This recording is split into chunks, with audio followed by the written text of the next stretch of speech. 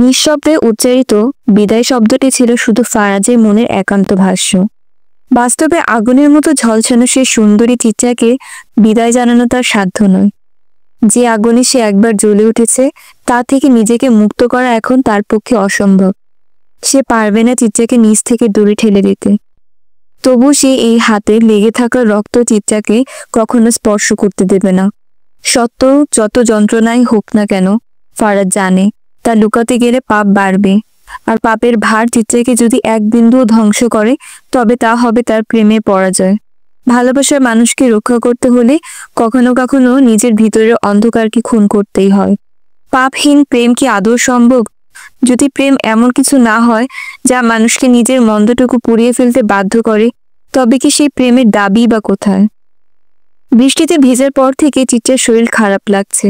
চোখগুলো মাথায় ব্যথায় কেমন যেন লাল হয়ে গেছে। চোখের মধ্যকার লাল শিরাগুলো টকবক করছে। ফারাজ চিত্রাকে খাবার খাইয়ে একটা ওষুধ খাইয়ে দেয়। খানিকটা বিশ্রাম করলে ভালো লাগবে। বিছানায় শুয়ে গায়ে চাদর টেনে দিয়ে পাশে বসে চুলে হাত বুলিয়ে দেয়। চুলে হাত বোলালে এই মেয়েটা বিড়াল ছানার মতো ঘুমিয়ে পড়ে। চিত্রার চোখ বন্ধ। ফারাজের ফোনে বারবার কল আসছে। ফোন তার সাইলেন্ট করা। ফোনের স্ক্রিনে বারবার একটা নাম জলজল করছে। ফারাজ সেই নাম দেখে একটু বিরক্ত বোধই করছে। বাধ্য হয়ে উঠে বারান্দায় যায়। কল রিসিভ করে, জিজ্ঞেস করে, সমস্যা কি? বারবার এক কথা জিজ্ঞেস করিস কেন? বলেছি না সময় হলে আসবো। তোকে যে দায়িত্ব দিয়ে আসছি তুই সেটার দিকে ফোকাস কর। আমাকে নিয়ে না ভাবলেও হবে।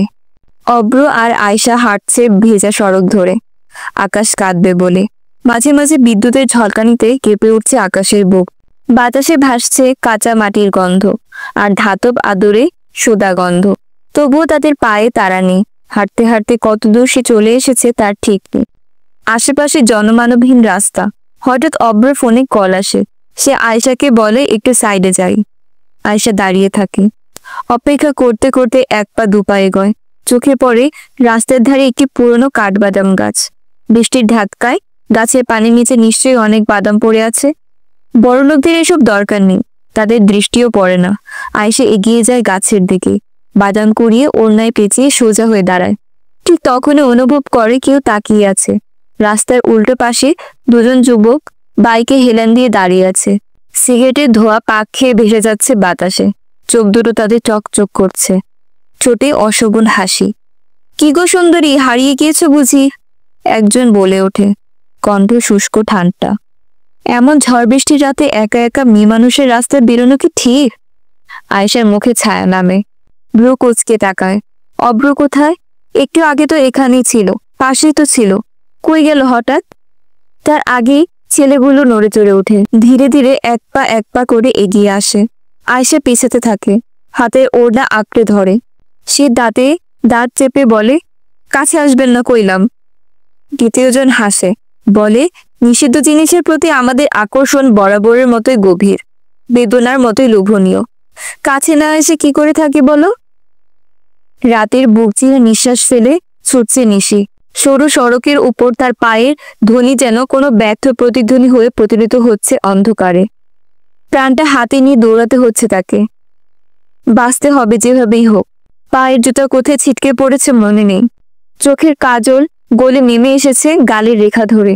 যার জন্য ঘর ছেড়েছিল, সমাজের চোখ রাঙানি উপেক্ষা করে ভরসা করেছিল, সেই মানুষটা তাকে জ্যান্ত মেরেছে। সেই মুখটা লেপে দিয়েছে তার চোখে যত্নে আঁকা স্বপ্নের কাজল, নিষ্ঠুরতা হাতের আঁচড়ে। এখন সেই বিশ্বাসঘাতকতার ভারেই দগ্ধ হচ্ছে তার পায়ের পাতা। ছাল উঠে গিয়েছে, রক্ত মিশে যাচ্ছে কাদা মাটির সাথে। কিন্তু থামলে চলবে না। থামা মানেই শেষ। দীর্ঘ পথ পেরিয়ে সে এসে পড়ে নিকলির একটা এলাকায়, যেখানে ঘর বাড়ি আছে, আছে গলিগুতির জাল। নিশি একটা সরু গলিতে ঢুকে কিছুটা হাঁপ ছেড়ে আবার ছুটতে শুরু করে। তার দম নিতে দম নেই। একটা গলি থেকে আরেকটায় ঘুরতে গিয়ে হঠাৎ কোনো একজনের সঙ্গে ধাক্কা খেয়ে পড়ে যায় সে নিচে। কিন্তু ঠিক সেই মুহূর্তে একটি শক্তপোক্ত হাত টেনে ধরে তাকে। পড়ে যাওয়া আটকে যায়, দেহটা থেমে যায়। কিন্তু নিশির চোখের ভিতরে বজ্রপাত হয়ে যায় যেন। সে ভয়ার্ত চোখে তাকায় সেই ছায়ামূর্তির দিকে। লোকটি কয়েক সেকেন্ড চুপ থেকে স্বাভাবিক গলায় অনায়াসে বলে ওঠে, আস্তে, এত তারা কিসের? বড় কেবিন, সেন্ট্রাল এসি চলছে গুমোট নীরবতায়। কিন্তু ভেতরের উত্তাপ ছড়িয়ে পড়েছে ধীরে ধীরে, শুধু মানুষের শরীর থেকে নয়, আলোচনার বিষাক্ততা থেকেও।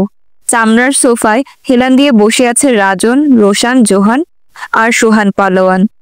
সোহানের পাশে সিফাত চুপচাপ দাঁড়িয়ে আছে, ঠান্ডা চোখে চারপাশ পর্যবেক্ষণ করছে। তার উল্টো দিকে দাঁড়িয়ে আছে আকব, মুখে থমথমে ভাব। সকলের হাতে আধভরা উইস্কির গ্লাস, পাশে রাখা একটি ছোট কাচের কৌটা, তাতে সাদা শুকনো এক পাউডার, যা জোহান মুহূর্তে মুহূর্তে শুষে নিচ্ছে নাকি। চোখ বন্ধ করে একটা বিকৃত তৃপ্তিতে। বাতাসে ঘুরছে সিগারেট আর কোকেনের মিলিত বিষাক্ত গন্ধ। সোহান নিঃশ্বাস ছেড়ে ধোঁয়ায় বলয় তৈরি করে বলে ওঠে, নতুন একটা প্রজেক্ট হাতে আইছে, আবার মায়ানমারও থিক্কা। রাজন চোখ শুরু করে, ঠোঁটের কোণে ব্যঙ্গ হেসে জিজ্ঞেস করে, মাইয়া কয়টা লাগবো এবার? সোহান মাথা হেলিয়ে ধোঁয়া ছাড়তে ছাড়তে বলে, 100টা মাইয়া। তবে এবার যারে তারে দিয়ে হইব না, সুন্দর মাইয়া লাগবো, পছন্দসই মুখ, প্রিমিয়াম, বুঝো, প্রিমিয়াম লাগবো। রোশান হো হো করে হেসে ওঠে, এই এত মাইয়া দিয়ে শালারা করেটা কি? সোহানের মুখে বিরক্তির ভাগ, ওইটা আমাকেও দেখার বিষয় না, আমাকেও কাম হইল মাল সাপ্লাই দেওয়া। এই মুহূর্তে রোশান আবার প্রশ্ন ছুড়ে দেয়, ফারাজের সঙ্গে দেখা হয়েছে তোমার? সোহান একবার ধোয়া ছেড়ে ঠান্ডাভাবে উত্তর দেয়, না, সময় হইতেছে না, ফারাজ নিজেও তো ব্যস্ত। রোশান ঠিকঠিকিয়ে হেসে উঠে, এলাহিয়ান বউ নিয়ে সুখ করতেছে, করুক করুক, আর তো কয়টা দিন।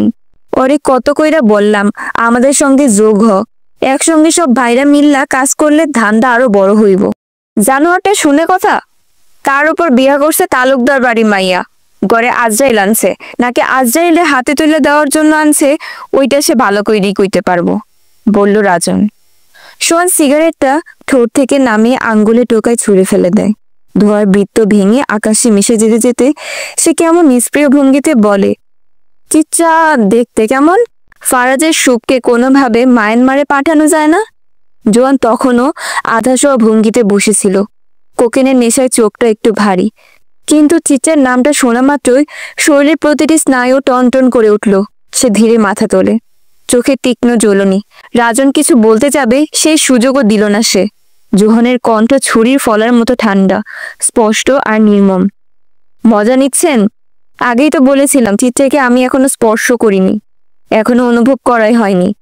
সেই রাতের কথা এত সহজে ভুলে গেলেন সোহান ভাই? মাথায় ঢুকিয়ে নিন, এই শহরে যদি কেউ চিত্রাকে নিজের করে নেয়, তবে সেটা কেবল আমি। চিত্রা আমার শরীরেও, মনেও, প্রাণেও। সে এবার একটু ঝুঁকে আসে, চোখে আগুনের লাভা। চিত্রার চিন্তা মাথা থেকে সরান, বেশি অশান্তি করবেন না। তা না হলে কিন্তু ঘটনা আপনাদের আব্বা ফারাজ এলাহির কানে পৌঁছাতে সময় লাগবে না। জানেন তো অশান্তি যে কিভাবে তার হাতে 2 হাত বড় হয়ে ফিরে আসে। সুলেমান এলাহি বিছানায় আটশো হয়ে বালিশ হেলান দিয়ে ছাদের দিকে তাকিয়ে আছেন। বাতাসে পান পাতার ঘ্রাণ। রোমানার হাতে একজোড়া পানের খিলি গাচ্ছে। স্বামীর জন্য পানের খিলি যত্নে সাজানো তার অভ্যাসের একাংশ। হঠাৎ দরজার করাঘাত হয়। মোহনা ঘরের মধ্যে ঢুকতেই রোমানার দৃষ্টি ওর দিকে ছুড়ে গিয়ে গেঁথে থাকে কিছুক্ষণ। তার নির্লিপ্ত গলায় প্রশ্ন ছুড়ে দেয়, মিরুরে বিয়ের জন্য রাজি করাইতে পারছো? জি আম্মা, মাথা নিচু করে উত্তর দেয় মোহনা। রোমানা শীতল গলায় বলে ওঠেন, ভালো, যাও এখন। আর তুমি কিংবা নদী চিত্রের কাছে ঘেসবা না। তোরা হইছিস বন্দা, তোদের ছোঁয়া যদি নতুন বইয়ের গায়ে লাগে, পরে সে যদি। তিনি বাক্যে শেষ করেন না, কিন্তু যে শূন্যতা রেখে দেন তার ভার মোহনাকে থেমে দম নিতে বাধ্য করে। চোখে জলে ভরে ওঠে তার। তবুও একটা শব্দ উচ্চারণ না করে ধীরে ঘর ছেড়ে বেরিয়ে যায়। ঘরে নীরবতা নেমে আসে কিছু মুহূর্তের জন্য। সুলেমান এলাহি ঠোঁটের কোণে পানির পিক জমাতে জমাতে বলেন, তোমার এমন কথা না বললেই ঠিক হলো না। সে বন্দা, দোষ তো আমাগো পোলার। ও কি করছিল ভুলে গেছো? রোমানার মুখ শক্ত হয়ে যায়। তিনি কোনো জবাব দেন না। তার কাছে ছেলের দোষ মানে নিজের রক্তের প্রতি অবমাননা। পুরুষ মানুষের কোনো ভুল থাকতে পারে এই ধারণাই তার কাছে অবান্তর। পুরুষ মানুষের সঙ্গে দোষ শব্দটা যায় না। দোষ শব্দটা কেবল নারীর জন্য সৃষ্টি। পিয়াস কবে আসতেছে? সুলেমান জিজ্ঞাসা করেন। কাল সকালে। তুমি হঠাৎ করে নিরুরে পিয়াসের সঙ্গে বিয়াতে রাজি করাইতে উঠে পড়ে লাগলা কেন? রোমানার চোখে কিছুক্ষণ দূরের শূন্যতা খেলে যায়। তারপর শান্ত গলায় বলেন, জানি না। শুধু চাই অন্তত একটা মেয়ে তো সুখী হোক, পাপির হাতে পড়ে পাপির শরিক না হোক। সুলেমান একটু হেসে বলেন, পাপের দুনিয়ায় থেকে পাপের বিরুদ্ধে কথা বললে বুক কাঁপে না? নিজেই তো আমি পাপিষ্ঠা, পাপেই তো গড়া আমার শরীর, আমার আবার কিসের বুক কাঁপা? সুলেমান এবার ঠোঁটের কোণে ব্যঙ্গ মেখে বলেন, তাই বইলা নিরুরে একটা ভালো ছেলের লগে বিয়া দিয়া তুমি কি চেল চেলায় বেহেস্তে যাওয়ার স্বপ্ন দেখতেছ? রোমানা চুপ করে থাকেন। সুলেমান এবার তার মুখের দিকে তাকিয়ে একটুখানি নরম সুরে বলেন, ওরে তো আরো বড় পাপির লগে বিয়া দিতে পারতাম, কিন্তু বউ, আমি তোমারে ভালোবাসি। বউ হিসেবে তোমারও তো কিছু সিদ্ধান্ত নেওয়ার অধিকার আছে। তুমি মানুষ করছো নিরুরে, ওর ভালো মন্দ ভাইবা সিদ্ধান্ত নেওয়ার দায় তোমারই হওয়া উচিত। যাই হোক, পিয়াস তো আসতাছেই কাল, কিছুদিন এখানে থাকুক, নিরুর সঙ্গে সম্পর্ক গড়ুক, তারপর এই সপ্তাহের মধ্যেই সব ঠিকঠাক কইরা ফেলমু। তবে ভুল করতাছো তুমি, নিরুর ভালা চাইতে গিয়া আরেকটা পোলেরও পাপের সঙ্গে জড়ায় ফেলতাছো। রোমানা আরো কিছু বলতে যাবে তার আগেই চাপিয়ে রাখা দরজা ঠেলে ভেতরে জমেলা দৌড়ে ঢুকে পড়ে। এক চোট কেঁদে চেঁচিয়ে সুলেমানের লুঙ্গি ধরে টেনে বলে, মাই ইয়াং বেডা, হোয়াই ইউ বসিং এই বুড়ির লগে? লুক, আমি ইয়োর জন্য সাজছি, কামিং আওয়ার রুমে। আমি লাভিং পিরিত করিং ইয়োর সাথে। টুডে ইউ আমার লগে নিয়ে যাতে, তো আমিও নট ইয়োর লুঙ্গি সারতা হে। সুলেমান এলাহি বিপাকে পড়ে যান। বউয়ের রাগান্বিত মুখের দিকে একবার তাকিয়ে বলেন, এই স্যার আমার লুঙ্গি, স্যার? জোয়ান বেটা দেখলে মাথা ঠিক থাকে না, স্যার কইলাম। তোর লাভিং এর মাইরে করি তুস তুস। ভাবতেই পারিনি শরীরটা তোমার এমন হঠাৎ খারাপ করবে বউ। আরে না, তেমন কিছু হয়নি, তবে পেটে কিন্তু মিছিল শুরু হয়েছে। তারও ব্যবস্থা করেছি, বাইরে থেকে তোমার পছন্দের সব খাবার অর্ডার দিয়েছি। আজ তুমি খাবে, বিশ্রাম নেবে, আবার খাবে, আবার শুয়ে রেস্ট করবে। তোমাকে খেতে দেখলে কেমন যেন আরাম লাগে। এমনিতে আমার আবার একটু গুলোমুলো মেয়ে বেশি পছন্দ। তাহলে মানে দাঁড়াচ্ছে আমি শুকনা, তাই আমাকে অপছন্দ? উফ, কোথায় বললাম আমি এমন কথা? মাইরি, তোমার কি হেভি ডেঞ্জারাস চিন্তাধারা। মেয়ে মানুষ কইছে কারে? কাল চলে যাচ্ছি, মনটা খারাপ হয়ে আছে, আবার একটু খুশিও লাগছে। ওই বাড়ির সবাইকে অনেক মিস করছি। ওই হে ছোট লোক বউ, মাঝে মাঝে স্বামীকেও তো মিস করে বলতে পারো, নাকি সেই তালিকায় আমি নেই? চিচে মুখে ভেঙচি কেটে বলল, আপনাকেও মিস করি, তালিকায় আপনার নাম থেকেই শুরু হয়েছে। তবে সেখানে গেলে তো আপনি আবারও ব্যস্ত হয়ে যাবেন। ঘরে আমার একা একা সময় কাটে না। এখন থেকে কাটবে মানে? ফারাজ চিচের হাত ধরে তাকে আস্তে করে উঠে বসায়, পকেট থেকে একটা রুমাল বের করে তার চোখ বেঁধে দেয়। একটু অপেক্ষা করো বিবিজান, তোমার জন্য একটা ছোট্ট সারপ্রাইজ আছে। চিচে নিঃশব্দে বসে থাকে, মনের মধ্যে একটু ভয়ও কাজ করে। সারপ্রাইজ শুনলেই তো অদ্ভুত কিছু এসে পড়ে, এবার না আবার অজগর ধরিয়ে দেয়। কিছুক্ষণ পর ফারাজ তার চোখের বাঁধন খুলে দিয়ে বলে, টানটানা। চিচা অবাক হয়ে চেয়ে দেখে একটা ছোট্ট খাঁচা, আর তার ভেতর দুটো খুদে তুলতুলে হ্যামস্টার। চোখ জোড়া যেন আলোয় ভরে উঠে চিৎচার, এই দুজন এখন থেকে তোমার সঙ্গী। তবে সাবধান, আমাকে বাদ দিয়ে ওদের বেশি ভালোবাসো না, তাহলে কিন্তু তোমার কপালে শনি আছে। ফারাজ খাঁচা খুলে হ্যামস্টার দুটো চিৎচারের হাতে তুলে দিতেই চিচা আনন্দে চিৎকার করে ওঠে। ফারাজ কপালে হাত দিয়ে বলে, ঠিক জায়গায় তো গলা দিয়ে স্বর বের হয় না, তো এই বেলায় এত গর্জন কোথায় উৎপাদন করছো? আহ থামুন তো, দেখুন না কত কিউট, একদম পুচকে, কত ছোট্ট রে।